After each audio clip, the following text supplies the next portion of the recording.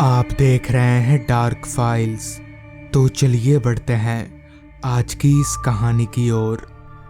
काम पूरा हो जाने के बाद मैंने अपना बोरिया बिस्तर समेटा और सीधे गांव के बस स्टॉप की तरफ चलता बना।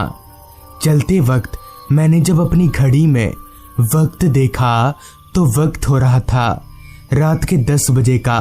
दरअसल मैं एक सरकारी काम के चलते इस गांव में 2 दिन पहले आया था और आज मेरा काम पूरा हो गया है, इसलिए मैं अपने घर शहर जा रहा हूँ। चलते चलते ठीक रात के 10:30 बजे मैं बस स्टॉप पर पहुंचा तो वहां दूर दूर तक सन्नाटा ही सन्नाटा फैला हुआ था।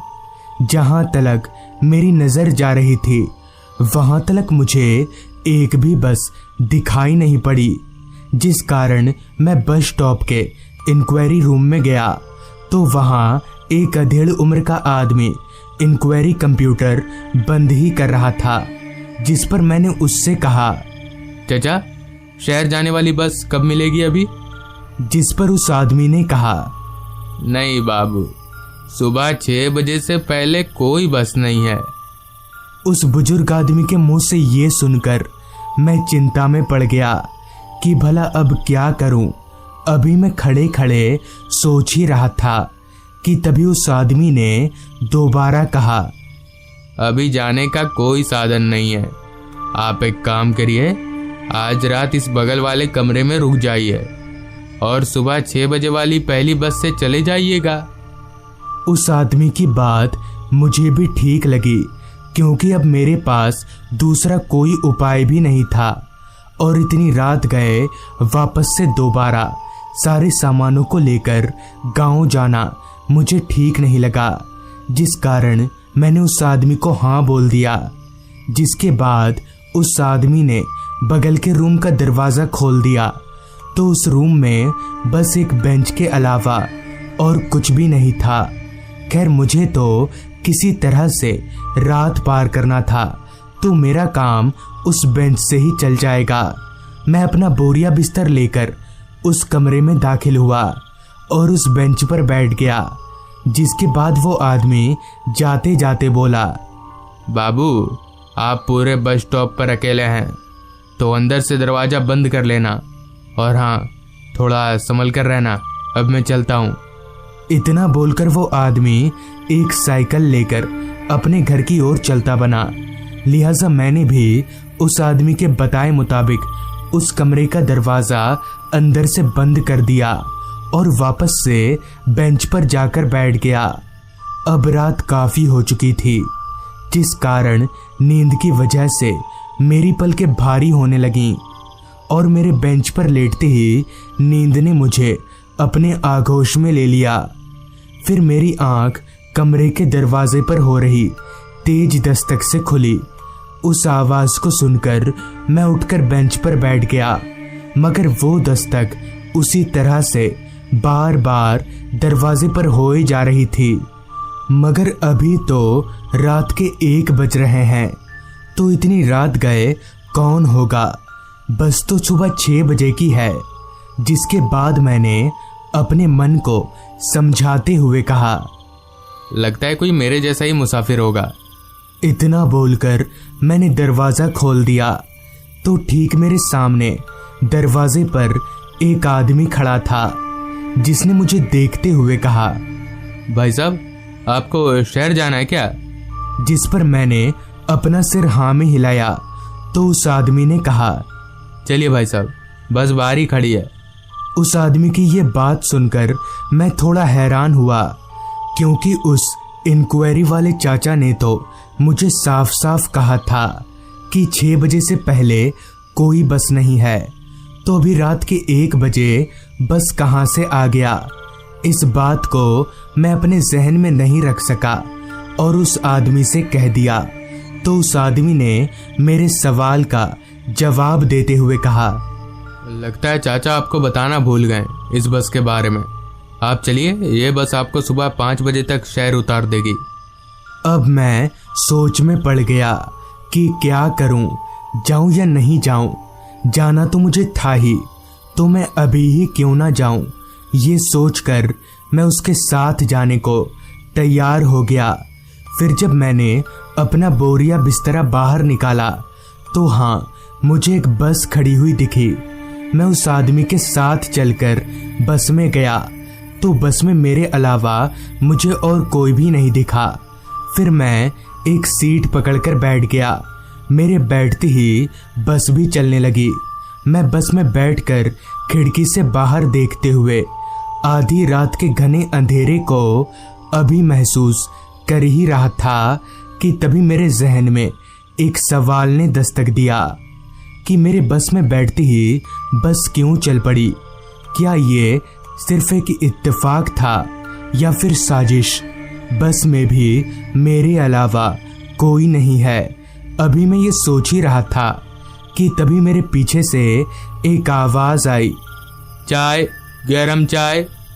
उस आवाज को सुनकर मैं जैसे ही पीछे पलटा तो ठीक बस के लास्ट वाली सीट के पास एक चाय वाला केतली में चाय लेकर खड़ा था। उस चाय वाले को देखकर मुझे थोड़ी हिम्मत मिली कि चलो इस बस में मैं अकेला नहीं हूँ। मगर अगले ही पल मैं थोड़ी सोच में पड़ गया कि आखिर ये चाय वाला बस में आया तो आया कब? जब बस चालू हुई तब तो यहाँ कोई नहीं था, तो अचानक ही ये चाय वाला कहाँ से आ टपका। जिसके बाद वो चाय वाला चाय गरम चाय बोलते हुए मेरी तरफ ही आने लगा। मगर एक बात और हैरान करने वाली थी कि उस पूरे बस में मैं अकेला ही मुसाफिर था। तो फिर वो चाय वाला क्यों हर खाली सीट पर जाकर चाय के लिए पूछ रहा था? अभी मैं बैठे बैठे ये सब देख ही रहा था कि तभी मेरे सामने वाली सीट से एक आवाज आई, भैया मुझे जरा चाय पिलाना यार। उस आवाज को सुनकर मेरे होश उड़ गए कि भला उस खाली सीट से आवाज कैसे आ रही है। अब मुझे लगने लगा था कि जरूर दाल में कुछ काला है। जिसके बाद कुछ ऐसा दिखा जिसे देखकर शायद कोई भी कांप जाता। दरअसल जब उस चाय वाले ने अपनी केतली में से एक कप में चाय डालकर उस सीट की तरफ बढ़ाया तो उस सीट से एक जला हुआ हाथ निकला और उस हाथ ने चाय वाले से वो कप ले लिया। ये देखकर मैं जोर जोर से कांपने लगा। तभी जब मैं ध्यान से उस चाय वाले की ओर देखा तो डर के मारे एक पल को बेहोशा होने लगा, क्योंकि जब मैंने ध्यान से उस चाय वाले को देखा तो उसका भी चेहरा पूरी तरह से जला हुआ था और उसकी चाय की केतली से चाय की जगह खून टपक रहा था। ये सब देखकर मेरे शरीर का सारा खून सूखने लगा और मेरे हाथ पैर फूलकर ठंडे होने लगे। इतने में ही बस में बहुत सारे लोग इकट्ठा हो गए और उनका भी पूरा शरीर जला हुआ था। ये देखकर मैं जोर जोर से बस रोकने के लिए चिल्लाने लगा, मगर मेरे चिल्लाने का उस बस ड्राइवर पर कोई असर ही नहीं पड़ रहा था, जिस कारण मैं उठकर दौड़ता हुआ बस ड्राइवर के पास गया तो वहां का नज़ारा देखकर मेरे पैरों तले की जमीन खिसक गई, क्योंकि ड्राइवर वाली सीट पर कोई ड्राइवर नहीं था बल्कि दो कटे हुए हाथ थे जो उस बस को चला रहे थे। वो हाथ जले हुए थे। ये देखकर मैं अपने आप को संभाल नहीं सका और वहीं पर गिरकर बेहोश हो गया। फिर जब मेरी आंख खुली तो मैं शहर के रास्ते पर गिरा हुआ था और मुझे बहुत से लोगों ने घेर कर रखा था। उन लोगों को इस घटना के बारे में बताने पर पता चला आज से कुछ साल पहले उस बस में किसी कारणवश आग लग जाने की वजह से बस में काफी मुसाफिरों की मौत हो गई थी। तब से वो बस भूतिया हो गया है और हर रात 1 बजे वो बस चलती है। तो दोस्तों, ये थी आज की कहानी। अगर आपको ये कहानी अच्छी लगी हो तो चैनल को जरूर सब्सक्राइब कर लें। तो मैं आपका दोस्त आर्यन जल्दी ही मिलूंगा आपसे ऐसी ही एक कहानी के साथ। भूत प्रेत इन सब बातों पर मैं विश्वास नहीं करता था, मगर तब तक जब तक मेरा इनसे सामना नहीं हुआ। इस घटना के बाद मेरे अंदर भूत प्रेत को लेकर इतना डर बैठ गया है कि आज भी मैं अकेले अंधेरे में रहने से डरता हूँ। घने अंधेरे में मुझे ऐसे लगता है कि कोई मेरे अगल बगल है जिसे मैं देख नहीं सकता, मगर महसूस जरूर कर सकता हूँ। 1985 ये वो साल था जिसे मैं अपने जीवन का सबसे मनहूस साल मानता हूँ। दरअसल हुआ कुछ यूं था कि एक शाम घर पर बैठे बैठे मैं काफी बोर हो रहा था, जिस कारण मैंने साइकिल उठाया और दूसरे गांव की तरफ चलता बना। असल में मेरे में एक बात अजीब थी कि मेरे सारे दोस्त मेरे गांव के नहीं बल्कि दूसरे गांव के थे और मैं काफी दिनों से उनसे मिला भी नहीं था। करीब आधा घंटा साइकिल चलाने के बाद मैं अपने दोस्तों के पास दूसरे गांव पहुंच गया। काफी दिनों के बाद सभी दोस्तों से मिलकर मुझे काफी खुशी हुई और हम सभी गांव के चौपाल पर बैठकर बातें करने लगे। अब आसमान में सूरज की किरणों की जगह चांद की मध्यम रोशनी ने ले ली थी और मेरे यहाँ आए हुए 2 घंटा हो चुका था, जिस पर मैंने अपने दोस्तों से कहा, यार अब मैं चलता हूँ, रात काफ़ी हो चुकी है ना। जिस पर मेरे दोस्त विनोद ने कहा, भाई आज रात तू यहीं रुक जा, कल चले जाना। इतनी रात को तेरा जाना ठीक नहीं होगा और वो रास्ता भी रात के लिए ठीक नहीं है। इस पर मैंने कहा, नहीं यार कुछ नहीं होगा, मैं चला जाऊंगा। इतना बोलकर मैंने साइकिल उठाया और अपने गांव की तरफ चलता बना। कुछ दूर साइकिल चलाने के बाद मैं अपने दोस्तों के गांव से दूर उस रास्ते पर पहुंच गया जिसके दोनों ओर घने जंगल थे। उस रास्ते पर आते ही सन्नाटे ने मुझे चारों तरफ से घेर लिया। अंधेरा तो इस कदर छाया हुआ था कि कुछ भी साफ साफ दिखाई नहीं दे रहा था। बस टॉर्च की हल्की रोशनी के सहारे मैं उस रास्ते पर आगे बढ़ रहा था। अभी मैं कुछ दूर आगे गया ही था कि तभी मेरी साइकिल की चैन उतर गई। चैन उतरते ही मैंने ब्रेक मारकर साइकिल रोका और चैन चढ़ाने लगा, मगर पता नहीं चैन किसी तरह फंस चुकी थी, जो लगने का नाम ही नहीं ले रही थी। मानो साइकिल भी मुझे विनोद की तरह ही आगे ना जाने को बोल रही हो। खैर काफी मशक्कत के बाद आखिर में मैंने चेन चढ़ा ही लिया और दोबारा घर की तरफ आगे बढ़ने लगा। उस सुनसान रास्ते पर मेरे अलावा दूर दूर तक ना तो कोई आदमी दिखाई पड़ रहा था और ना ही कोई परिंदा। अभी मैं आगे बढ़ ही रहा था कि तभी मेरी टॉर्च की लाइट रास्ते पर खेल रहे 2-4 बच्चों पर गई। इतनी रात गए इन बच्चों को खेलता देख मैं एकदम से सहम गया कि भला ये बच्चे आए कहां से। यहाँ तो दूर दूर तक ना तो कोई घर है और ना ही कोई बस्ती।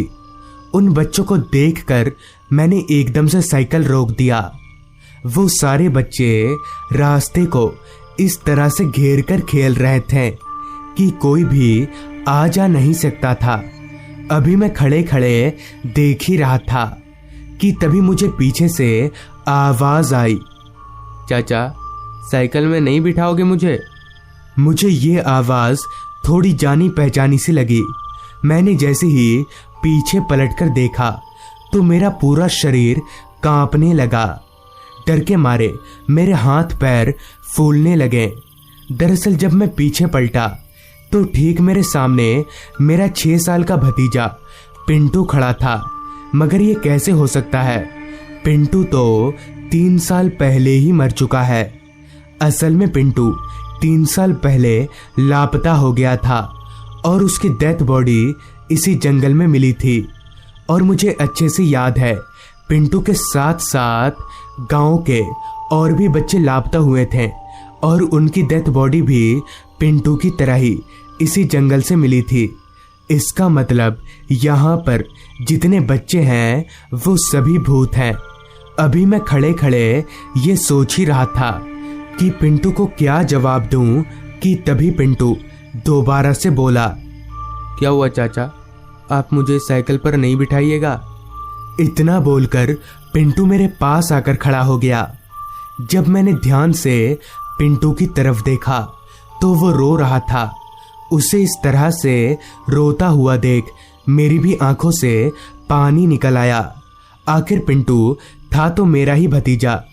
कुछ देर चुप रहने के बाद पिंटू ने फिर से कहा, चाचा मुझे आप लोगों की बहुत याद आती है, मगर मैं आप लोगों के पास अब नहीं आ सकता क्योंकि मैं मर चुका हूँ। पिंटू के मुंह से ये सुनकर मेरी आंसुओं की रफ्तार और तेज हो गई, जिस पर मैंने पिंटू से पूछा, पिंटू उस दिन क्या हुआ था, मुझे बताओ। जिस पर पिंटू ने बताना शुरू किया। दरअसल एक शाम जब मैं अपने दोस्तों के साथ खेल रहा था, तभी एक औरत मेरे पास आई और बोली, बेटा लो चॉकलेट। उसने मुझे 2 चॉकलेट दिए। मैं उन चॉकलेट को खा ही रहा था कि तभी उस औरत ने दोबारा से कहा, बेटा और चॉकलेट चाहिए तो चलो मेरे साथ। मैं भी और चॉकलेट की लालच में उस औरत के साथ चलता बना, मगर मुझे कहाँ पता था कि वो औरत इतनी बुरी है। चलते चलते वो औरत मुझे काफी दूर जंगलों के भीतर ले आई और एक जगह पर बैठाकर मंत्र पढ़ने लगी। उसके मंत्र पढ़ते ही पता नहीं मुझे क्या हुआ और मेरी पलकें भारी होने लगी और देखते ही देखते मेरी आंख बंद हो गई। फिर जब मेरी आंख खुली तो मैं काफी डर गया। पहले पहले तो समझ नहीं आया कि मेरे साथ हुआ क्या है, क्योंकि जब मेरी आंख खुली तो मैंने देखा कि मैं जमीन पर ही पड़ा हुआ हूँ और मेरे मुंह से खून निकल रहा था। मगर ऐसा कैसे हो सकता है? अभी मैं खड़ा था तो जमीन पर फिर मैं कैसे लेट सकता हूँ? अभी मैं सोच ही रहा था कि तभी उस औरत ने कहा, अब तुम मर चुके हो और इनमें से एक तुम्हारी आत्मा है और दूसरी तुम्हारी लाश, और अब तुम्हारी आत्मा मेरे गिरफ्त में रहेगी। इसी तरह से उस डायन ने कई सारे बच्चों को बहला फुसलाकर मार दिया और उन सब की आत्मा को अपनी गिरफ्त में ले लिया, और अभी भी हम सब उस डायन की गिरफ्त में ही हैं। पिंटू की पूरी बात सुनने के बाद मैं और जोर जोर से रोने लगा कि तभी पिंटू ने चिल्लाकर कहा, चाचा चाचा वो डायन आ रही है, आप चले जाइए वरना वो आपको भी मार देगी। पिंटू के इतना बोलते ही वहां खेल रहे सारे बच्चे एकदम से खड़े हो गए, मानो सभी को सांप सूंघ गया हो। अभी मैं भागने ही वाला था कि तभी किसी ने पीछे से मेरा कंधा पकड़ लिया और खींचकर मुझे जमीन पर पटक दिया। मैंने जब पीछे पलटकर देखा तो मेरे होश उड़ गए। मेरा शरीर जोर जोर से कांपने लगा। दरअसल ठीक मेरे पीछे वही डायन खड़ी थी जिसके बारे में पिंटू अभी बता रहा था। उस डायन की पूरी शक्ल एकदम जली हुई थी। अभी वो डायन मुझे मारने ही वाली थी कि तभी मैं हनुमान चालीसा का पाठ पढ़ने लगा। मेरे पाठ पढ़ते ही वो डायन और सभी बच्चे, जिनमें पिंटू भी शामिल था, वो सभी एकदम से गायब हो गए। मैंने भी अपना साइकिल उठाया और घर की तरफ भागने लगा। घर पहुंचकर मैंने सभी को पूरी बात बताई, जिससे सभी की आंखें नम हो गई। फिर कुछ दिन बाद मुझे दूसरे गांव के दोस्तों से पता चला कि उस औरत को गांव वालों ने बच्चों की बलि देते हुए रंगे हाथ पकड़ लिया था और गुस्से में आकर सभी गांव वालों ने मिलकर उसे जिंदा जला दिया था। तो दोस्तों, ये थी आज की कहानी। अगर आपके पास भी ऐसी ही कोई कहानियां हैं तो हमारे साथ जरूर शेयर करें। तो मैं आर्यन जल्द ही मिलूंगा आपसे ऐसी ही एक कहानी के साथ।